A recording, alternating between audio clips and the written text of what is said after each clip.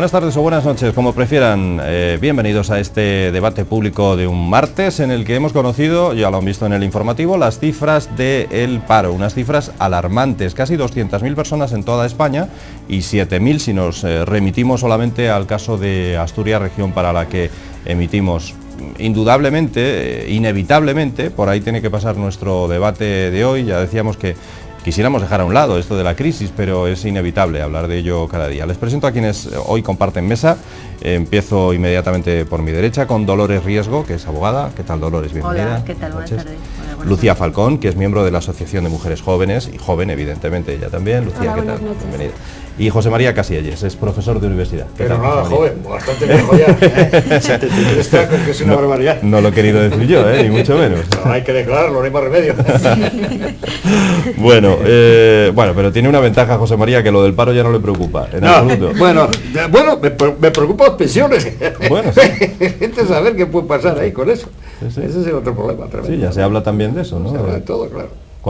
¿Hasta cuándo se podrá aguantar esa situación de paro? Porque eso, claro, eso es un fondo que hay ahí, pero que se va agotando, porque cada vez somos más gente a tener que utilizar cosas de este tipo, ayudas de este tipo, y cada vez, pues, en fin, es una situación muy, muy dramática, sí. Ya estábamos comentando antes un poquito. Bueno, los datos del paro son realmente alarmantes. Lo peor ya no solo es que lo sean, sino que parece imparable. Parece que se ha desbocado, que está descontrolado y que nadie sabe parar o controlar el asunto. Eso es quizá lo que podría ser más grave, ¿no? Empezamos por Dolores. Bueno, ante todo, claro, es verdad que es un tema que está en la calle, que estamos pues todas las personas bastante preocupadas con este tema. También yo creo, hombre, vamos a ver, yo no quiero quitar la importancia, ni muchísimo menos, pero quiero mandar como un mensaje de esperanza, ¿no? Porque es que últimamente lo único que hablamos es del paro en la televisión, en la radio, en los medios de comunicación, etcétera, etcétera, ¿no? Y se crea como una psicosis colectiva que sí que existe, porque incluso personas que estamos trabajando, como por ejemplo en mi caso, vamos a suponer, ¿no? Llega un momento que dices tú, no, eso no voy a comprar, ¿pero por qué? O sea, si a mí no me está pasando nada, pero se crea un clima colectivo donde efectivamente incluso reduces el consumo, ¿no? Exacto. Yo creo que sí que tiene que haber una ventana de esperanza, porque es que las crisis, es verdad que estamos metidos ahora mismo en ella, pero esa crisis, me imagino que saldremos adelante, ¿no? No sería la primera, ni la única. Lo que pasa es que, claro, yo no soy economista, voces habrá, ¿no?, que me puedan corregir y que puedan dar, pues eso, no sé, soluciones al tema, que no parecen fáciles. Es mi opinión, un poco para abrir el debate. Sí, Lucía. Bueno, yo por la parte que me toca como joven, pues seguramente que esta crisis estará afectando, habría que ver las estadísticas, estará afectando a jóvenes y seguramente que a mujeres. Bueno, estoy de acuerdo con Dolores, que realmente hay una psicosis en cuanto a lo de comprar, voy a dejar de comprar esto porque estamos en crisis y pensar en qué pasará el día de mañana. Pero bueno, hay que reconocer que es una crisis mundial y que bueno, que no solo es aquí en España y que bueno, que como decía Dolores, bueno, esperemos que en un futuro que sea próximo pues la cosa remonte y bueno, las cosas vayan a mejor.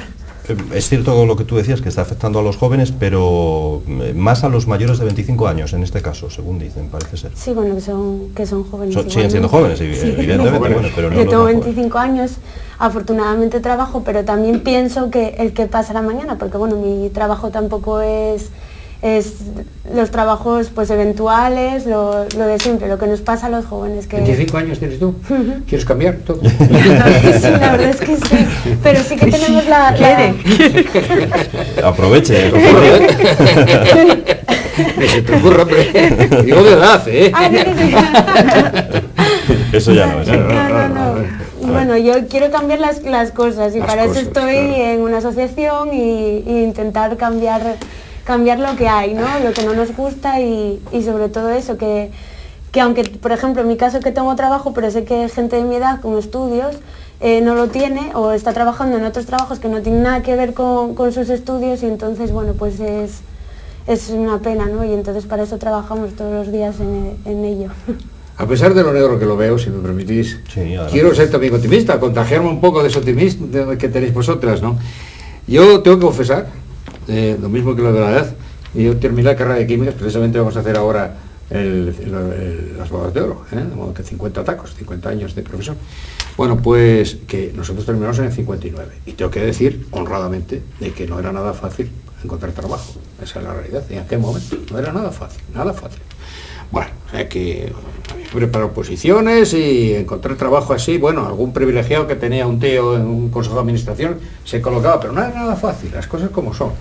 Y en fin, esto no sé si añade algo de optimismo a la situación actual o de pesimismo a la antigua. Bueno, ahora, yo recordéis que estábamos ahí comentando algo de esto y yo os decía, yo es que creo que hay que ponerse en marcha, es decir, no sé, yo cogería a 300 economistas de lo mejor y los metería en un desierto. Por ejemplo, los monegros, ya está bien, los monegros, sí, eso no sabía. Entonces, de ahí no salís hasta que me deis 50 soluciones, luego ya veremos a ver cuáles cogemos, pero tenéis que buscar unas soluciones, porque es que esto hay que ponerse a pensar, Por ejemplo, vamos a ver, yo no entiendo que se sigan construyendo viviendas, sobre todo por organismos públicos, cuando resulta que hay más de 600.000 viviendas, algunos dicen que hasta 1 millón, más de 600.000 viviendas disponibles. No tiene pies ni cabeza, o yo no se lo encuentro, no sé vosotros cómo lo veis. Estamos saturando un mercado que ya está saturado. Hay que cambiar. Es que no sabemos hacer otra cosa. Bueno, eso puede ser, claro, eso es un drama. Hay que cambiar el rollo, el rollo. De la misma manera que le pasa, y estábamos comentando Asturias, con el tema del carbón y del acero, llevamos, pues hombre, muy bien, el carbón y el acero durante 100 años, pues y sobre todo el carbón, pues efectivamente fue la espina dorsal de la economía asturiana. Pero ya se acabó ese rollo, es decir, y digan lo que digan, no es competitivo el carbón asturiano, vamos a decirlo claro. Bien. Y luego, claro, otras soluciones, pues ya sabéis que se habló el otro día, nada menos que el ministro de Industria, que yo creo que es un hombre bien intencionado, pero también, que va a ser malo, de consumo de productos españoles. Hay que ser coherente, el otro problema es que hay que ser coherente. Resulta que estaban encargando uniformes de la Guardia Civil y de la Policía china. Pero bueno, vamos a ver, y los coches, ya veis que lo que pasó también en el debate que hubo en televisión, ¿verdad? El otro día.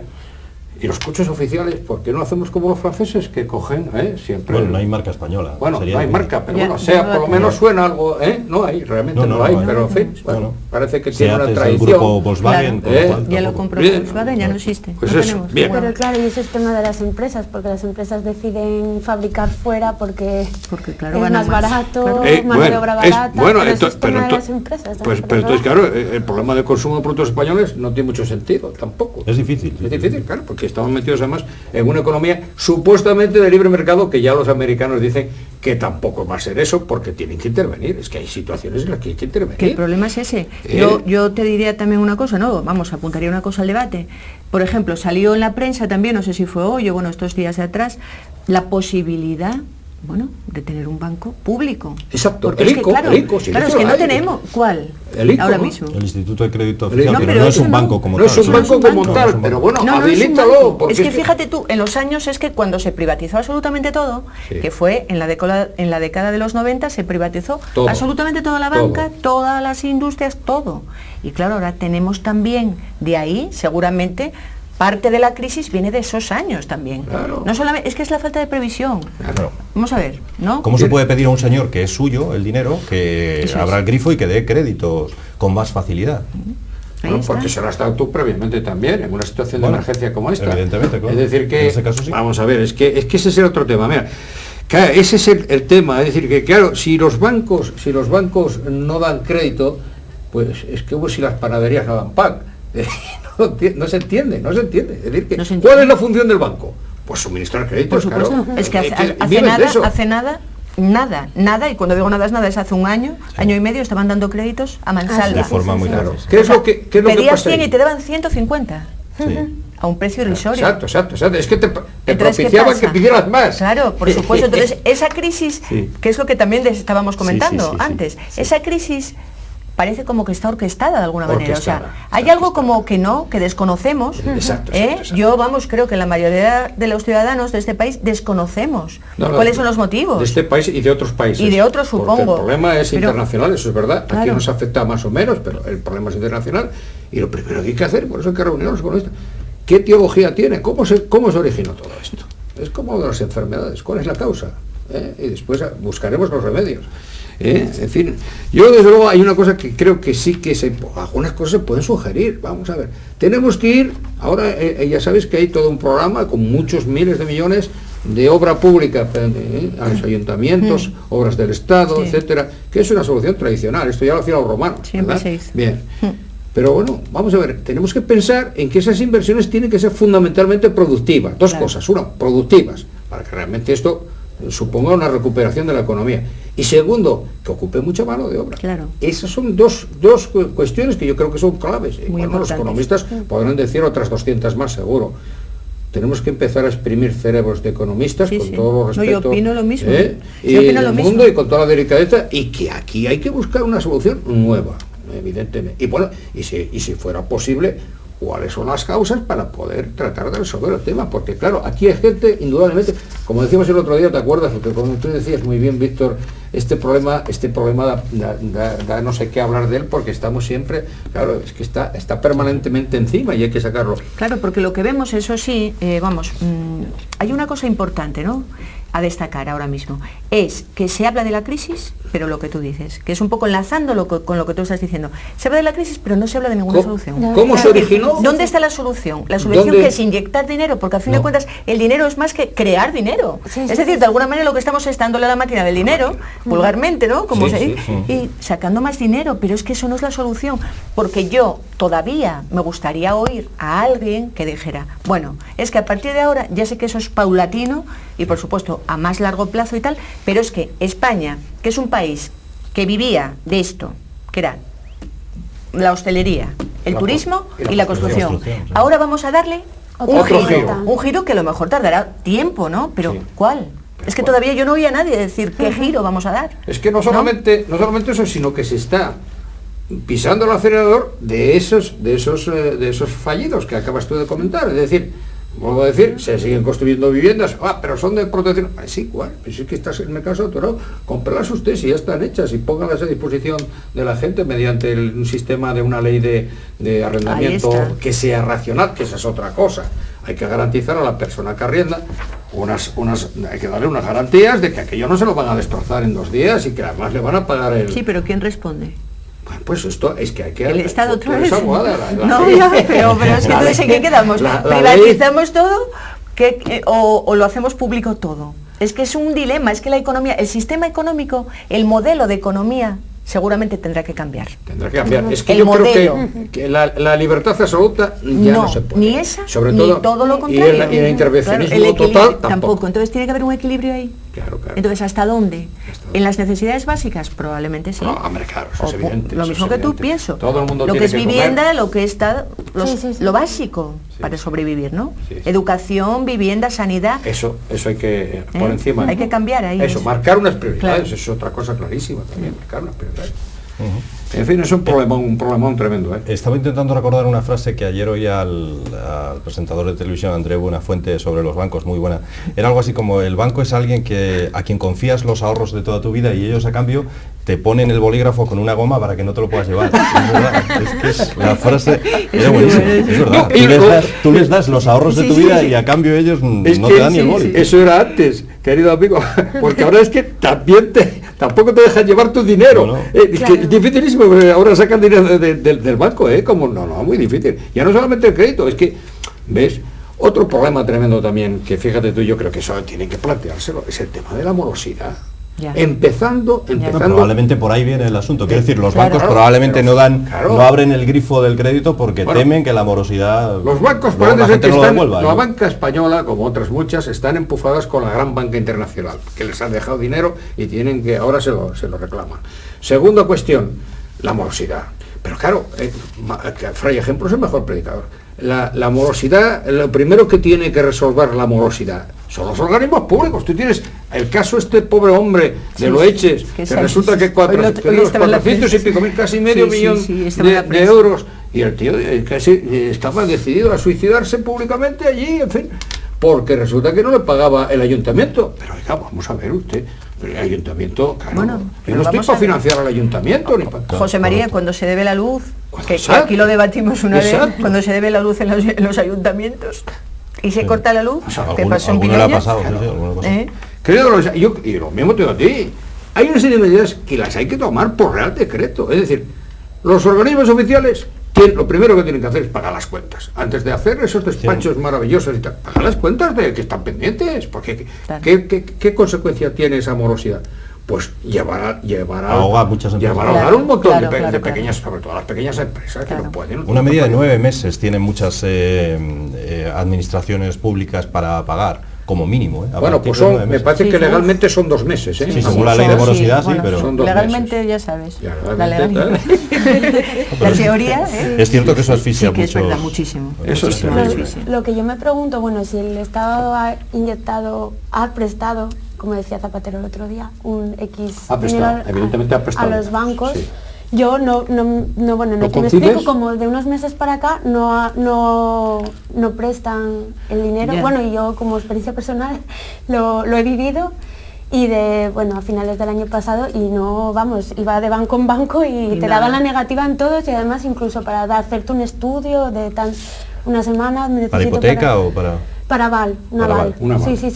Y La no- explicación parece ser no. que dan los economistas, yo no lo soy, es que los bancos a su vez están empujados con otra banca internacional. Entonces, claro, esa banca le exige también, y entonces ellos tienen que primero resolver sus problema. deudas Y luego ya. después atenderte a ti y a todos los ¿Y los demás beneficios? ciudadanos. ¿Los ¿Eh? beneficios anuales? Esa es otra. Porque mira. esa es otra. Esa es otra. Los beneficios acabas anuales. acabas de poner el dedo en la Que es llaga. exagerado, porque dices, no dan pérdidas, comprendo pero- cómo se puede autorizar un ERE Claro. en una empresa que ha declarado beneficios Claro, netos. porque eso sí como que- es el Banco Santander, como es el Eso es Banco Bilbao, tremendo, como es ¿eh? Telefónica. Eso es un fraude.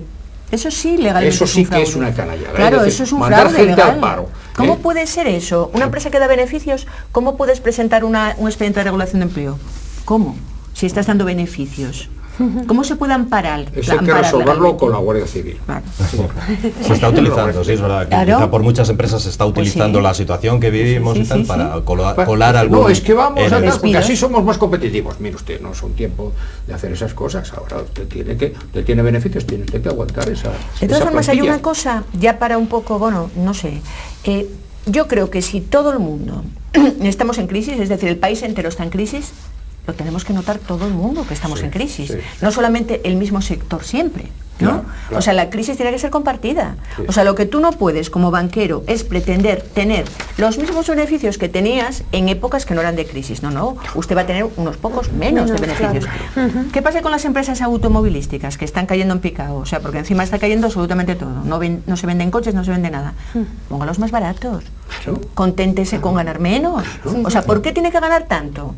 Vamos a ver, ¿cuánto costará el costo real de un coche antes de ponerlo a la venta? Yo creo que costará 3.000 euros. Bueno, El costo, lo que es el costo. Está ocurriendo con las viviendas, ¿eh? No están descendiendo ni bajando tanto Claro, como quizá deberían, lo mismo. porque Claro, es lo se mismo. niegan a... Claro, ¿quieres ganar exactamente lo mismo que en periodos de bonanza económica? No. O sea, tendrás que ganar menos. Pongo unos precios ajustados y yo creo que se venderían pisos, se venderían coches y se venderían más cosas. Yo creo que hay Creo, medidas. no sé. Posiblemente, Yo creo que hay general, medidas, porque- que no somos economistas, pero Claro. que hay medidas que no son nada complicadas de tomar. Estas dos que acabamos de decir, organismos públicos. Lo primero que tiene que hacer usted es pagar a sus proveedores. Lo primero de todo. Después, oiga, gasta usted lo que sea. Tal. Y luego, los seres a empresas que tienen beneficios, de ninguna manera. Usted aguanta marea ahí. Y dense con un canto en los dientes, sí, las cosas siguen igual. Claro. Bueno, si queréis dejamos este tema que Sí. desgraciadamente terrible, tenemos que seguir hablando de él en próximos días, así que mejor cambiamos de asunto. Vuelve a hablarse de la eutanasia activa, podríamos decir. Supongo que lo es, el hecho de que se decida suspender la alimentación artificial a una mujer que lleva 17 años en coma. Es ahora mismo el debate que existe en Italia. Puede trasladarse perfectamente a España, aquí hemos vivido casos también así, y encima además ahora interviene el Vaticano, que pide que no se lleve a cabo esa desconexión de la sonda por la que se alimenta a esta mujer de 38 años, que ya digo lleva 17 años en coma y cuya familia ha decidido que no siga, no sé si viviendo se le puede llamar a eso, malviviendo, ¿no? O vegetando más bien podría ser. No sé qué opináis vosotros de esto. Bueno, yo tengo una posición clara. O sea, vamos a ver, yo no voy a andarme con vueltas ni nada, ¿no?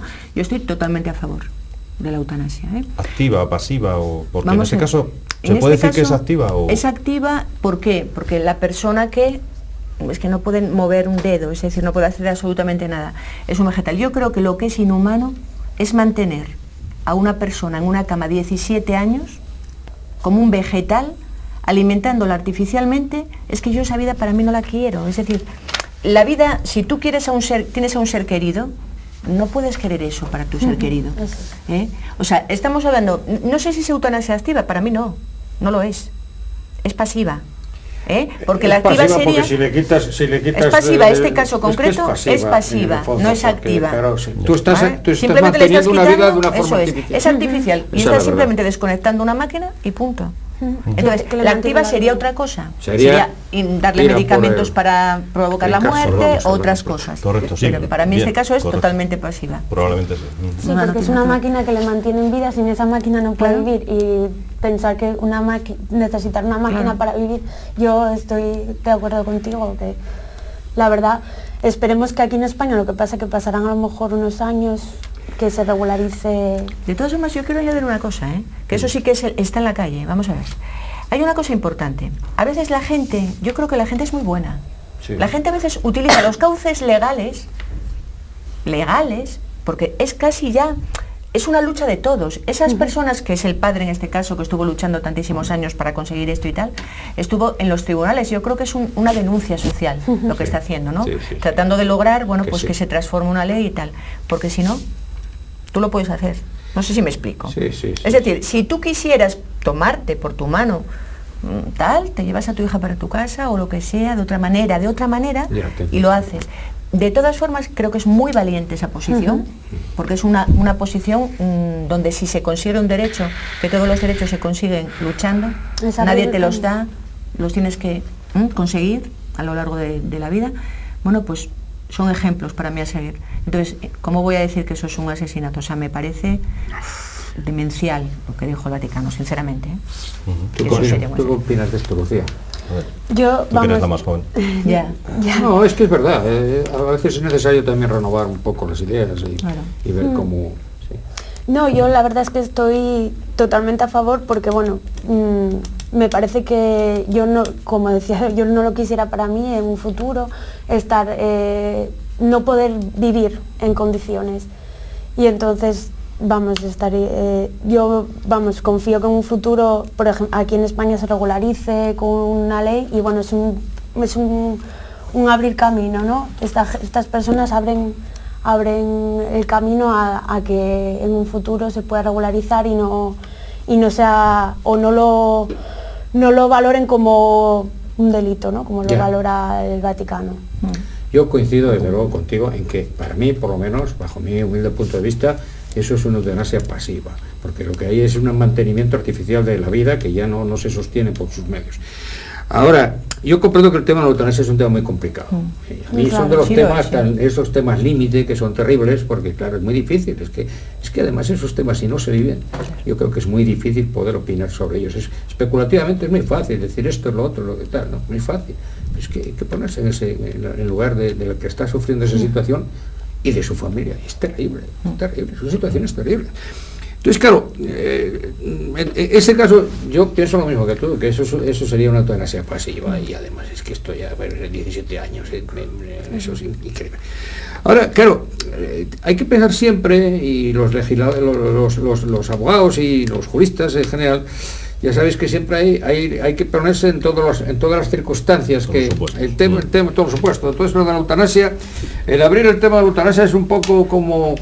Yo lo compararía a hacer un agujerito autorizar un agujerito en un embalse, ¿no? Es que luego vienen otras cosas que se desmadran y se descolocan. Vosotros sabéis, bueno, ¿qué te voy a decir? La protección que el Código Civil incluso otorga al nascitur, o sea, que ese es otro tema que enlaza, claro, con el otro planteamiento complejo también, que es el del aborto, ¿no? ¿Y hasta cuándo? ¿Desde cuándo y hasta cuándo? Yo creo que el aborto está contemplado en el actual Código Civil de una manera bastante razonable, prescindiendo ya de creencias, de cuestiones de tipo religioso. Creo que civilmente eso está bien, y tal vez la única cosa que está un poco ahí profusa y difusa es el tema del daño moral, ¿no? Del daño moral de la madre. El daño físico, yo creo que es razonable. El de la malformación, bueno, el de la violación, es que es una brutalidad, ¿no? Bueno. Entonces, yo creo que está suficientemente contemplado ahí. Ahora, ya sabéis que se va más, ahora se pretende ahora reformar todo esto también a más 20 semanas y otros supuestos y tal.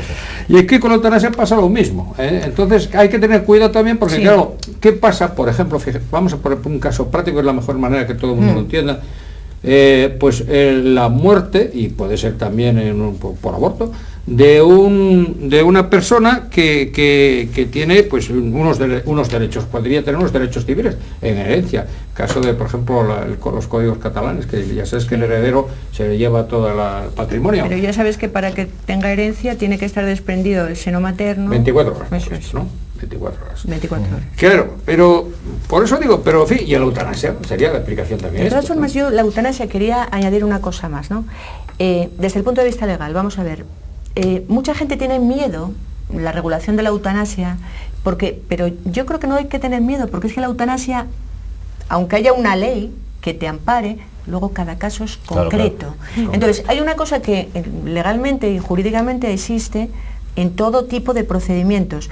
¿Qué se mira? El bien jurídico protegido. ¿A quién se tiene que proteger? Eso es fundamental. Entonces enfocándolo ahí, yo creo que no hay problema ninguno. ¿Cuál es el bien a proteger? ¿Cuál es el bien jurídico protegido? ¿Cuál? Exacto. En este caso. Sí. Pues, ¿cuál va a ser? La cuestión está también en si solo debe ser la justicia la que decida o también debe intervenir el Vaticano, ¿no? Porque, bueno, pues legalmente si se puede y si no, no. Pero además es que interviene el Vaticano dando aquí hay dos cosas. O la Iglesia, ¿no? Hay tres cosas. Claro. Bueno, hay tres cosas. Vamos a ver. Aquí lo que tenemos hay tres poderes: legislativo, ejecutivo y judicial. Ese es el Estado que tenemos. El problema que tenemos ahora es que está mezclado todo. Legislativo con judicial, político con legislativo. Pero por otro lado, ese es el poder del Estado. Pero por otro lado tenemos la Iglesia, y eso es el tema moral. Entonces, la Iglesia no puede tener leyes, tiene sus leyes, sus propias normas, y un católico pues igual la sigue, creyente, practicante, etcétera, etcétera, dice, no, es que esto la Iglesia lo considera pecado. Allá usted con su conciencia. Pero es que no puede estar mezclado, porque para que un Estado sea democrático, abierto, liberal y progresista, es que no puede mezclarse ningún tipo de religión con las leyes. Y cuando digo ningún tipo es ni la católica, ni la musulmana, ni la... Porque entonces así vienen los problemas que vienen, cuando lo mezclamos todo. No, y usted como católico, oiga, me parece muy bien, siga los mandamientos de su Iglesia, pero claro, usted no se ponga a legislar porque no tiene nada que ver. Entonces, el bien jurídico protegido, que no podemos olvidarlo, es esencial. Y ahí sí que está, y eso es el más importante de todos. Es el más importante de todos. Sin eso no hay nada. ¿Vale? Pero en cualquier cosa, en cualquier caso de la vida. Y en cualquier caso. En cualquier caso que tú lleves a los tribunales. ¿Qué es lo que el juez mira? ¿A quién tenemos que proteger en este momento? Y ahí está. Luego las leyes que te lo amparan, etcétera, etcétera. Yo creo que aparte de los tres poderes, a mí hay uno que me hace, sabe Víctor, ya se ríe, que es el de mayor garantía, que es este, ¿no? Es el de los medios de comunicación social. Ese sí, el cuarto poder. No, es que el cuarto poder, pero que es que cuando ya los otros tres, como tú dices muy bien, se han convertido en un tutti frutti, ¿verdad? No están mezclados, no sé si se diferencian muy bien. No se aclaran, pues en fin, yo ya me quedo como recurso fundamental. Está el cuarto poder, que a veces también está mezclado con todos los demás. Bueno, también, pero si por lo menos es heterogéneo y se mantiene cierta independencia, ya estamos todos felices, por lo menos, al menos. Bueno, señores, pues se nos acaba el tiempo. Hasta aquí nuestro debate, así que agradecer muchísimo que hayan estado con nosotros a Lucía, a Dolores, a José María. No te podemos piropear más a la prensa y a ti. Bueno, a la prensa. Además además eso sería motivo de otro debate más extenso, para hablar de la prensa y sus relaciones con el poder. Merecidamente. Cada vez más. Bueno, señores, insisto, nos despedimos. Ya saben ustedes que mañana, después del informativo, volvemos con un nuevo debate público. Hasta mañana.